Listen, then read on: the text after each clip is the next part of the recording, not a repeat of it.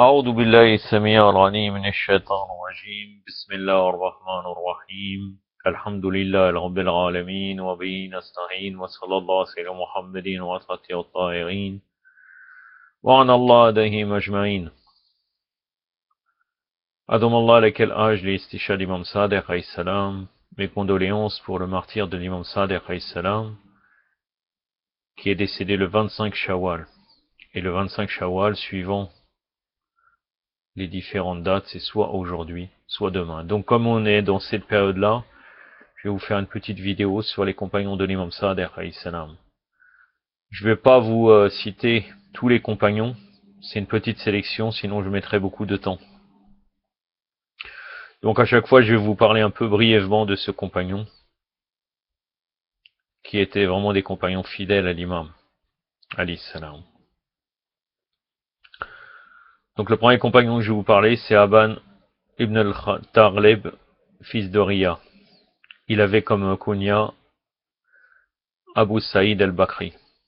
Il était originaire de Koufa, il connut l'imam Sajjad alayhi salam, l'imam Baqir et l'imam Sadiq alayhi salam,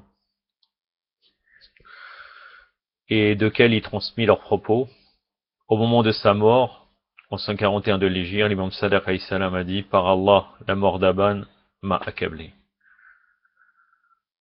Je n'ai pas les sources premières de ce que je vais dire, mais c'est trouvable très facilement dans tous les livres de Rijal, donc de la biographie des compagnons. Vous allez retrouver ces compagnons-là, ils sont très connus. Donc le deuxième compagnon que je vais vous parler, c'est Burayd ibn Muawiyah al-Rajali. Burayd, fils de Muawiyah al-Rajali. Il est un des disciples les plus remarquables de l'imam Baqir alayhi salam, et il mourut à l'époque de l'imam Sadiq alayhi salam. Il est surnommé Abu al-Qasim. Et son fils Qasim est aussi un transmetteur de hadith de confiance, compagnon de l'imam Sadiq alayhi salam. Et l'imam alayhi salam le loua en plusieurs occasions. L'imam Sadiq alayhi salam disait de lui, donc ce Burayd, fils de Muawiyah, annonce à Burayd, fils de Muawiyah al-Rajali, Abu Batsir, Layth, fils de Bukhari al-Muradi, Muhammad ibn al-Muslim, Muhammad fils de Muslim et Zurara, qui jouiront du paradis. Ils sont 4 nobles dépôts d'Allah pour son licite et son illicite. S'ils n'avaient pas été là, les œuvres de la prophétie auraient été interrompues et auraient disparu. Dans un autre propos, l'imam Sadiq alayhi salam dit sur ses 4 compagnons: s'ils n'avaient pas été là, personne n'aurait pu déduire cela. Ils sont les gardiens de la religion, les dépôts de mon père, donc de l'imam Baqir alayhi salam, pour le licite et l'illicite d'Allah. Ils devancent les autres dans l'accès à nous en ce monde, et ils les devancent dans l'accès à nous dans au-delà. Il dit aussi: les piliers de la terre et les marques de la religion sont au nombre de 4. Muhammad, fils de Muslim, Burayd, fils de Muawiyah, Layth, fils de Bukhari al-Muradi, c'est-à-dire c'est Abu Basir, et Zurara, fils de Ayun, radiyallahu anhum. Il mourut, donc Burayd, fils de Muawiyah al-Rajali, en l'an 150 de l'Hégire, et l'imam Moussa al-Khazem alayhi salam en fut très affligé. Un autre compagnon très connu, c'est Abu Hamza al-Somali. Abu Hamza al-Somali est un compagnon de l'imam Sajjad, l'imam Baqir et l'imam Sadiq, jusqu'à l'imam al-Khazem alayhi salam. On lui attribue le livre Al-Nawadir, et un autre livre sur l'ascétisme, c'est-à-dire le Zod, et un commentaire du Coran. On lui attribue aussi des discussions avec les gens d'El-Basra. Il s'asseyait dans la mosquée de Koufa et un groupe de savants chiites venait s'installer autour de lui pour l'écouter, s'instruire et apprendre de lui. Il est rapporté de Fadl ibn Shardan, qui le tient de El-Siqa, qui dit: j'ai entendu l'imam al-Rida alayhi salam dire: Abu Hamza al-Somali à son époque comme Salman à son époque. Il était présent avec 4 d'entre nous. Ali ibn al-Hussein alayhi salam, Muhammad ibn Ali alayhi salam, Jafar ibn Muhammad alayhi salam, et un peu de l'époque de Moussa ibn Jafar alayhi salam. L'imam Sadiq alayhi salam lui disait quand il le voyait: je me repose quand je te vois. Et l'imam Moussa al-Khazem alayhi salam disait: ainsi est le croyant quand Allah illumine son cœur. Il mourut en l'an 150 de l'Hégire, ou selon certains autres 158 de l'Hégire. Avant de mourir, l'imam Sadiq alayhi salam avait prédit sa mort et avait demandé à Abi Basir de l'en informer. Il visita la tombe de l'imam Ali ibn Abi Talib, fils de Abi Talib, avec l'imam Zayn al-Abidin. qui lui a appris la fameuse invocation des nuits de mois de Ramadan, le Dua, Abu Hamza al-Somali que nous récitons, les nuits de Qadr. Et entre autres aussi, il est bien de la réciter avant Salat al-Fajr, pendant le mois de Ramadan. Un autre compagnon, Jaber ibn Yazid al-Jarfi, Jaber, fils de Yazid al-Jarfi, il était un des grands savants, des plus grands savants juristes religieux d'Ahlul Bayt, alayhi salam. Il était un de ces savants de confiance qui ont transmis des dizaines de milliers de hadiths. Selon certains, il aurait rapporté 50 ou 70 000 selon les sources des hadiths. L'imam Sadiq alayhi salam disait de lui que Allah lui fasse miséricorde, car il disait vrai quand il nous citait. Il composa plusieurs ouvrages, dont une interprétation du Coran, des livres sur l'imam Ali, alayhi salam, et les 3 batailles qui eurent lieu durant son califat, et aussi un livre sur l'imam Hussein alayhi salam. Il mourut en 128 de l'Hégire ou 132 de l'Hégire. Un autre compagnon très reconnu, c'est Omran, fils de Hayyan al-Sharbani. Omran était le frère de Zohar, le fameux compagnon de Zohar ibn Uyun. Il faisait partie de ces grands savants instruits de la religion d'Ahlul Bayt, alayhi salam. Il était un disciple de l'imam Sadiq et rapporta des propos de l'imam Baqir et l'imam Sadiq.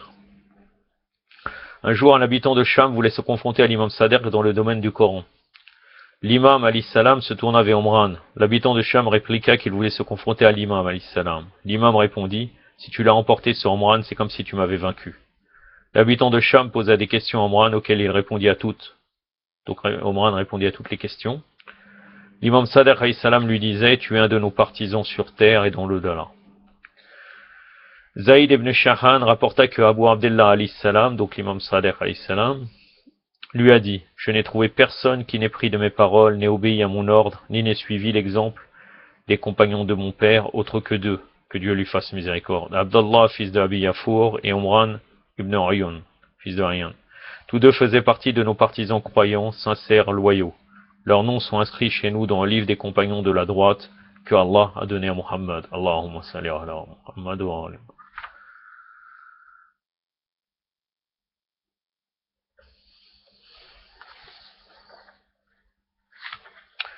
Un autre compagnon qui avait comme surnom Abdur Rabbihi, Zohar, fils de Ayun, donc le frère de Omran. Il était un des plus grands savants et hommes religieux en droit. Il était connu pour sa piété, sa crainte révérentielle d'Allah, ses vertus. Il était devenu une référence en ce qui concerne le droit islamique et les propos qu'il avait rapportés d'Ahlul Bayt, alayhi salam, pour déduire des jugements légaux tant au domaine des actes d'adoration que celui des transactions. Il fut un de ceux qui fondèrent le droit islamique, c'est-à-dire le fiqh d'Ahlul Bayt, alayhi salam. Pour protéger sa vie, l'imam Sadiq alayhi salam dut le blâmer en public, malgré toute l'estime et la considération qu'il avait pour lui. Donc, il y a certains hadiths de Taqiyya qui blâment Zohar ibn Uyun. Mais en fait, il était un des meilleurs compagnons. D'ailleurs, vous trouvez les autres hadiths précédemment qui montrent qu'ils étaient même considérés comme des piliers de la terre au niveau de la connaissance, les gardiens de la religion.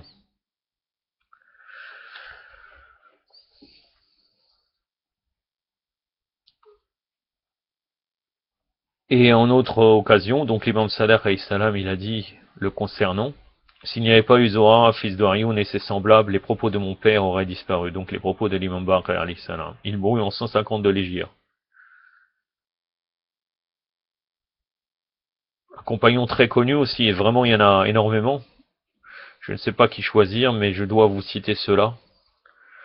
Abdullah ibn Abi Yafour, radouanullahi alayh, il était un homme pieux, croyant, savant en droit, transmetteur de hadiths de confiance, récitateur du Coran, dans la mosquée de Koufa. El-Kashi rapporte de son propos, des propos de l'imam Sadiq alayhi salam à son sujet. Je n'ai vu personne m'obéir et prendre en considération mes paroles, comme Abdullah, fils de Abi Yafour. À sa mort, l'imam Sadiq alayhi salam s'en attrista beaucoup, écrivit une lettre à Mufaddal, dans laquelle il dit entre autres, il n'y a eu personne à notre époque qui a plus obéi à Allah, à son messager et à son imam que lui. Et il resta ainsi jusqu'à ce que Allah prenne son âme par sa miséricorde et le place dans son paradis, pour y résider avec le messager d'Allah, sallallahu alayhi wa alayhi, le prince des croyants, alayhi salam. Donc il y a aussi Fadl, fils de Yassar, il est originaire de Basra.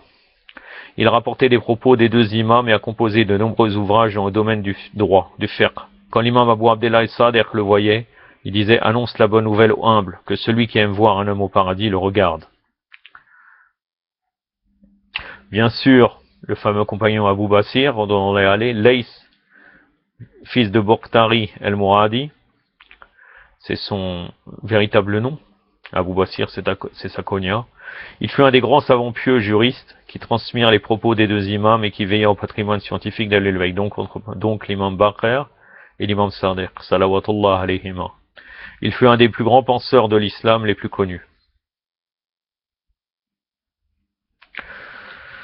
J'en passe.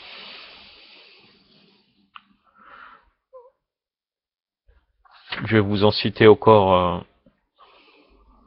Oui. 3. Mohammed ibn Muslim, donc al-Saqafi. Ibn Riya, Abu Jafar al-Houzi et Tahan, de son vrai nom. Il était un savant illustre, un juriste religieux grandiose, originaire de Koufa. Il connaissait les piliers de la religion. On rapporte qu'il a rapporté 30 000 hadiths de l'imam Baqir alayhi salam et 16 000 hadiths de l'imam Sadiq alayhi salam. Quand un groupe de gens se rendit auprès de l'imam Sadiq alayhi salam pour lui demander qui il pouvait interroger lorsqu'il ne pouvait pas venir le voir à Médine, l'imam Sadiq alayhi salam leur indiqua Mohammed, fils de Muslim, en disant qu'il a été un disciple illustre de son père. Donc il était comme un représentant de l'imam Sadiq alayhi salam à Médine. Il montra ainsi la confiance que tous les deux avaient placée en lui, en ses capacités grandioses sur le plan du savoir et du droit. Il mourut en l'an 150 de l'Hégire à l'époque de l'imam Sadiq alayhi salam.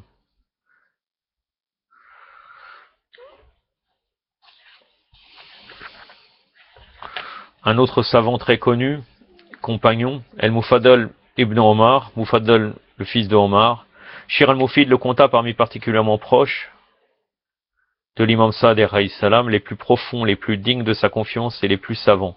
Il était le délégataire, le wakil de l'imam alayhi salam pour Koufa. Il rapportait en toute confiance ses propos. Un jour, l'imam alayhi salam lui confia de l'argent pour réconcilier les gens à propos d'une dispute d'argent. L'imam alayhi salam lui dit: Ô Mufaddal, par mon Seigneur, je t'aime et j'aime ceux qui t'aiment. Ô Mufaddal, si l'ensemble des compagnons savaient ce que tu savais, il n'y aurait pas eu deux personnes qui divergeraient. Al-Mufaddal était très attaché au fils de l'imam Sadiq alayhi salam, Ismaël.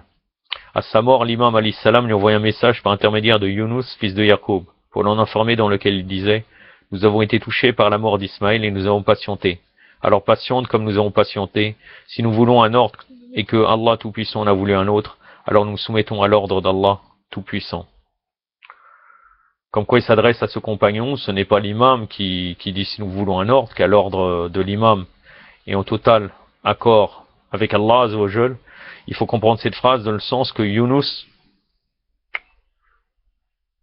Mufaddal ibn Omar pensait vraiment que Ismaël aurait été l'imam. Donc c'est pour cela qu'il lui dit si nous voulons un ordre en s'adressant à Mufaddal, et que Allah Tout-Puissant en a voulu un autre, alors nous soumettons à l'ordre d'Allah Tout-Puissant. C'est important parce qu'à travers cette phrase, on peut comprendre autre chose.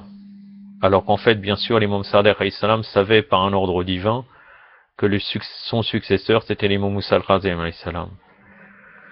El-Mufaddal était un savant de référence pour les chiites de Koufa, le dépôt du savoir de l'imam Sadiq alayhi salam, fidèle et sûr. C'est à lui que revient une œuvre d'une grande importance, le Tawhid, qui contient des preuves. Tawhid al-Mufaddal, c'est très connu, donc l'unicité d'Allah, l'unicité, qui contient des preuves indubitables sur l'unicité du Créateur et de son existence, et qui constitue un document d'une richesse sans égale sur la connaissance humaine.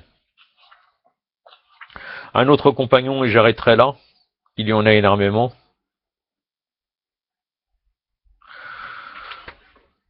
c'est Hisham ibn al-Hakam, radiyallahu anhu, qui a été opprimé parce que de toute façon il a été très mal compris de la part des autres compagnons. Il était même critiqué, et même de nos jours, certaines personnes disent qu'il était anthropomorphiste. Bon, pas parmi les véritables Shia, mais parmi les orientalistes, ou même d'autres gens qui sont des opposants à Ahlul Bayt. Mais il a essuyé les critiques aussi des compagnons, des propres compagnons des imams. Abu Muhammad al-Kindi al-Baghdadi, donc, Hisham al-Hakam, né à Koufa au début du 2e siècle de l'Hégire. Il était commerçant à Bagdad. Mais c'était pour l'étendue de son savoir qu'il était connu, sa clairvoyance et sa justesse de jugement. Il possédait des capacités et des grâces énormes. Il était considéré comme faisant partie de cette élite de savants de confiance et de qui on prenait le licite et l'illicite. Il rapporta des propos de l'imam Sadiq alayhi salam et le Razem alayhi salam, et vécut jusqu'à l'époque de l'imam Reda alayhi salam. La date de sa mort, elle n'est pas précise, elle varie entre 179, 199 ou 200 de l'Hijra. Hicham se spécialisa dans le domaine de la vision islamique du monde, unicité, prophétie, imama, résurrection, et du kalam. C'est-à-dire c'était le seul qui était autorisé à utiliser la science du kalam. Donc on pourrait dire la théologie, mais c'était une manière de vouloir prouver les réalités islamiques à travers les débats. Et le problème de tous les mutakallimoun d'autres croyances qui n'étaient pas chiites, ils cherchaient à prouver leur théorie erronée, pas en cherchant la vérité, mais en cherchant uniquement à avoir raison à travers les versets, en argumentant avec certains versets ou certains hadiths. Donc, Hisham ibn al-Hakam était autorisé par les imams pour parler de cela. Sinon, vous trouvez d'autres hadiths qui condamnent le kalam. Mais lui, il était une personnalité exceptionnelle. Hisham se spécialisa dans le domaine de la vision. Oui, pardon. Allahumma salli ala Muhammad wa ala. Donc j'en étais là. Ces confrontations donc avec les Mu'tazilites, les débats, les athées, les gens du kalam et al-Bamarki, entre autres en présence de Haroun el-Rachid, l'arnatullah alayh, il était connu pour la force de ses arguments et la perspicacité de ses jugements. L'imam alayhi salam l'aimait beaucoup et disait de lui: Hicham est le pionnier de nos droits, le conducteur de nos paroles, l'adepte de notre vérité, le défenseur face à l'erreur de nos ennemis. Celui qui suit ses traces nous suit, et celui qui le contredit et le renie nous agresse et nous renie. De nombreux ouvrages y lui sont attribués, aussi bien dans le domaine de la vision du monde, notamment sur Allah, l'unicité, l'imama, que celui aussi du fiqh, du droit islamique et de ses fondements. Mais ça serait trop long ici de les énumérer tous. Mais on voit vraiment l'abondance de la profondeur et l'étendue de son savoir à travers ses œuvres. Hisham ibn al-Hakam voit toute sa vie à la famille du messager d'Allah, sallallahu alayhi wa sallam, et porta tous ses efforts avec tous les moyens qu'il possédait à la diffusion du message divin. Il faisait partie de ceux qui fusionnaient avec les imams infaillibles, alayhi salam. C'est-à-dire tellement il était totalement en accord avec les imams, alayhi salam, diffusant leurs objectifs et leurs principes fondamentaux. À la mort de l'imam Sadiq alayhi salam, il fut le premier à annoncer l'imama de l'imam Musa al-Khazem, c'est-à-dire parmi les compagnons, il a annoncé l'imama comme quoi il fallait suivre l'imam Musa al-Khazem alayhi salam. Sinon, bien sûr, l'imam Sadiq, à chaque fois, on pourrait parler de ça une autre fois, il annonce, vous trouvez dans le Kafi, par exemple, comment à chaque fois ils annoncent la venue, comme quoi prochaine de tel imam qui prendra la place de cet imam précédent. En indiquant qui devons-nous suivre, les compagnons venez voir, et à chaque fois ils indiquaient qui était à suivre. Quelquefois avec certains procédés qui étaient de l'ordre de taqiyya, mais aux compagnons très proches, il leur indiquait, il les laissait jamais dans l'égarement pour leur prouver que bien sûr il fallait suivre tel imam. Donc bien sûr le nombre des 12 imams était vraiment clair, et les proches des imams pouvaient facilement les reconnaître tout de suite après le décès, le martyre de l'imam précédent. Inch'Allah que nous essayons de atteindre par la grâce d'Allah Azzawajal les meilleurs degrés de ses compagnons, Inch'Allah. Inch'Allah qu'Allah Azzawajal il nous donne le tawfiq pour qu'on puisse réussir cela, Inch'Allah. يكتفي من هذا وصلى الله على سيدنا محمد وعلى آله الطاهرين والسلام عليكم ورحمة الله.